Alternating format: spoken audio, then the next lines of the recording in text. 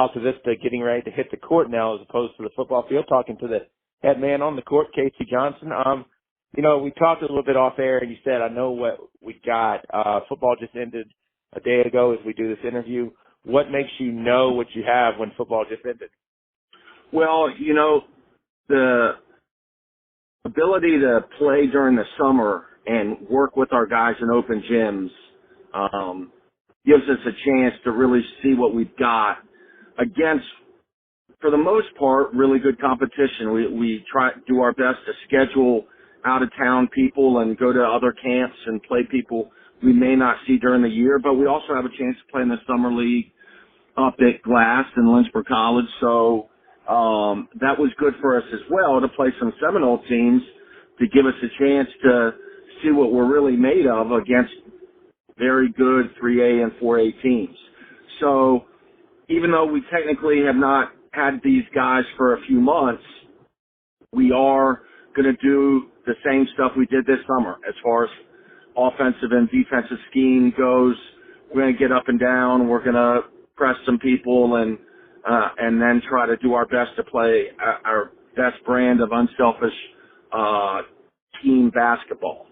So definitely excited for what we've got.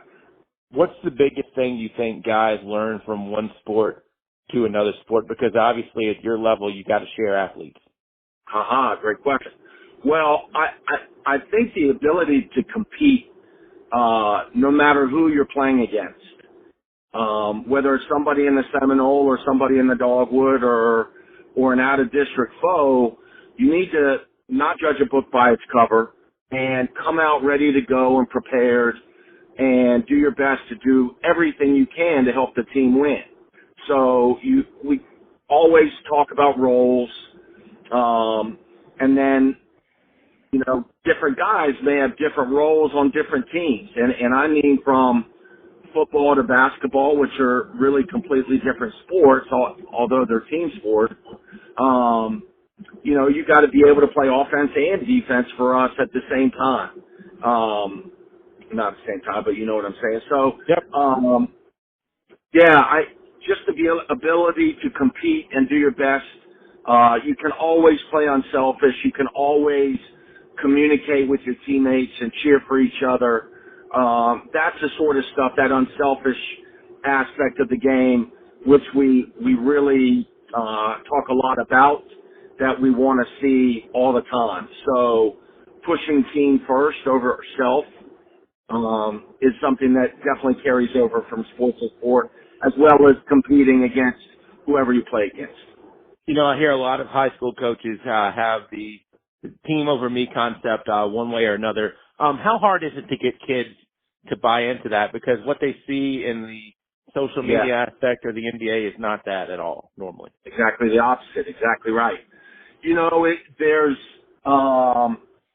It's difficult, but you've got to call it out when you see it immediately, and talk about it. And then you've got to applaud that unselfish play as much as possible, so we do a lot of playing because I think that's how they get better, is by playing the sport.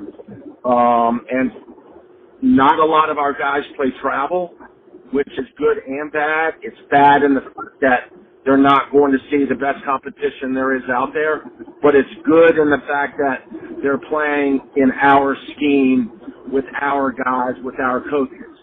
So we also do talk about being a really good individual player to help the team in the overall scheme of things. So you need to be the best individual player and play to your strengths, and we're constantly working on getting better at those strengths, improving them so that we have few weaknesses.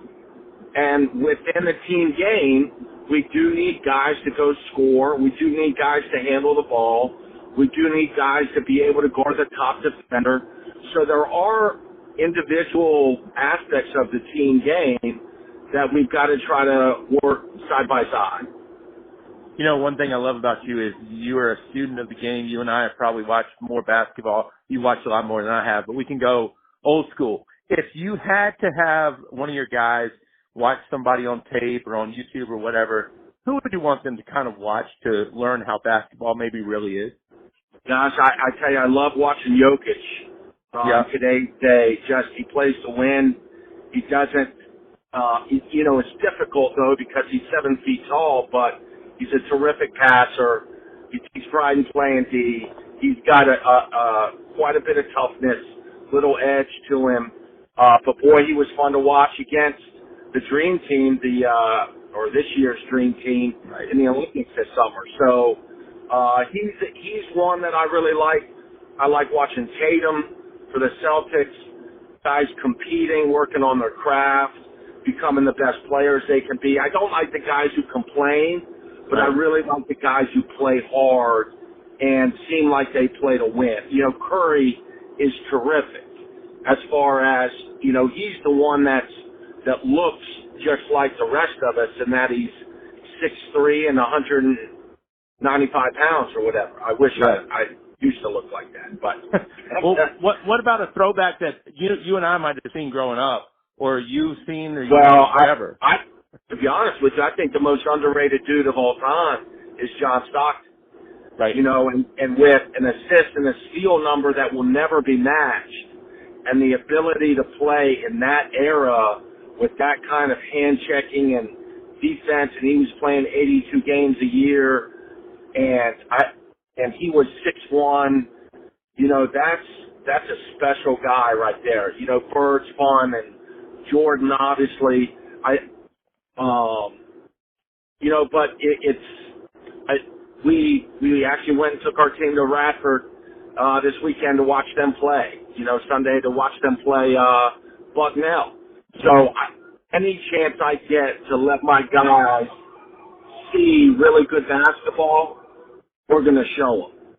So whether it's at the college level, the high school, we'll go to a classic and play at the Chance Harmon at Floyd or the Bob Johnson Classic at Fluvanna, and we'll stick around and watch other teams just to see what they do so I can kind of show my guys, there's a different way to skin a cat, whatever that old saying was. Right. Yeah, and one guy I really look at, and we've talked about him because I know we both play the Immaculate Grip sometimes, is like a Tony Massenberg went to Sussex Central, had a very good NBA career, was not bad in college either, obviously. So, guys like that you can almost relate to, and nobody knows who Tony Massenberg is, with all due respect, at a younger age. Yeah, and we talked about the Edmonds kids at Dan River, and we talked about Logan Thomas and Marshall Wood and Juan Thornhill. And I mean, gosh, we don't have to go outside of our town to talk about great basketball players. Like Altavista really is the mecca of high school basketball in this area. People say Tracy Poindexter is the greatest ever in the Lynchburg area. Dick Pinnell and Mark Johnson and Vincent Myers to Kenny Hunt to my assistant Roger Woodruff, who's regarded as the best player in town right now. So, I mean, we've got some really good players that can be role models, and we brought in Jeremy Booth, who played with Kenny Hunt, who's still playing overseas, just finished his pro career overseas, and Juan has been in to talk to the guys before. So, any chance to put them around not only basketball players, but successful athletes who do it on and off the court, in the classroom. We're doing our best to teach these kids to become men by way of basketball. So, when you look at the Dogwood, what do you see? I see a lot of teams that got better from last year. I've already watched a bunch of them on film, a couple in person. Dan River got a really good transfer from Carlisle, apparently. I watched them play Halifax. They'll be tough. And they took us to the wire last year, and Teron Watson takes over at Nelson and has them playing a little more up-tempo. They've got probably the two best bigs in the district on one team in Giles and Ward. Gretna, beat us last year in a huge game. The Logan kid is back for them. DeMichael will be prepared for us. And then John Gotti took over at William Campbell. They've got a couple really good athletes, Tate Thompson and Savory Charlton. They'll be better, I think. And then Chatham has the Amari Word, who had a great freshman year. They lost Jonathan Coles. Thankfully, he was there for about 11 years, I thought. So everybody in the district is better. Apo has really played well early, and Coach Kelso had them going at it really hard this summer. So I think everybody's going to be better and gunning for us. We've won 2 straight district titles. We've gone, I guess, 22-2 in the district the last 2 years. So nobody talks about us, though. Like, everybody counts us out because you lost Hunt and Hart, and then you lose Clay and Boyd. And so we'll have to prove ourselves again, which is tough, but it's fun, too. Like, that's the best part. You can't judge a book by its cover. You look at us, and we look like probably not much in layups, and then I like to think that the effort we play with and the unselfishness we play with is fun to watch and try to get up and down and play a lot of people, and we've got some unproven guys that need to definitely prove themselves for us to have a successful year this year, which is what we're after. Yeah, I don't get to see you guys as much as I want to these days, but you're probably one of the few coaches that I know of that actually kind of gets on the court to demonstrate a defensive position or whatever during a timeout. Do you view timeouts as, teaching moments more than refreshers? I think they've got to be.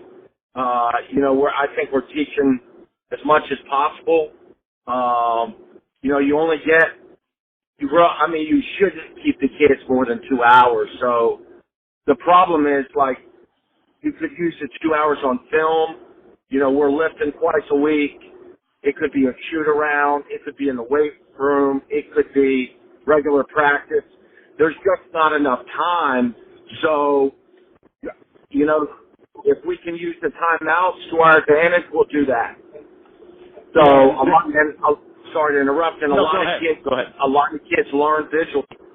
Yeah. So, drawing it on the chalkboard or the dry erase doesn't make sense to them. I need to show them where specifically they need to be.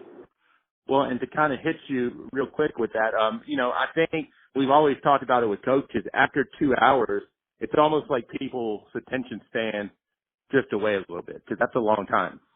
Absolutely, and I tell you, mine too. My legs get tired of standing around, so we're really trying to keep it at about an hour 45. And there's a lot of shooting, and there's a lot of playing, and there's still the fundamental skills that you've got to keep working on, both individual and team skills. So, you've got to make sure you are planned, and I learned from my dad, and I'm playing to the minute every practice. So, get the clock out and run it to that, and there's just so much stuff you got to work on that you can't waste any time, but at the same time, you need to get them out. Like, they need to go home and sleep and get dinner and get the work done and enjoy life a little bit too.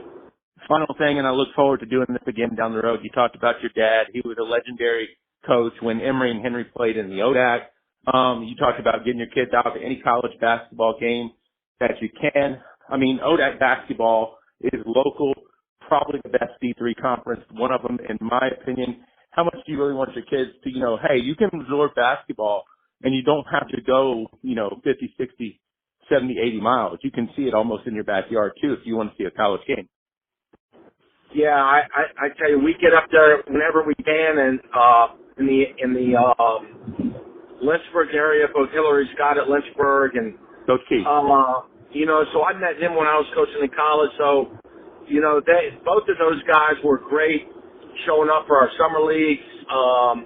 We'll go watch them play whenever we get a chance to. It's great basketball. And like you said, it's close, and, their camps are good. Lynchburg has a great summer camp just to get kids on a campus so they can see what it's like. So Yeah, Odak is great. Love watching it. I hope they continue to recruit the area. Yeah. But that's for another subject. So, What did you learn when you were a GA under Hillary?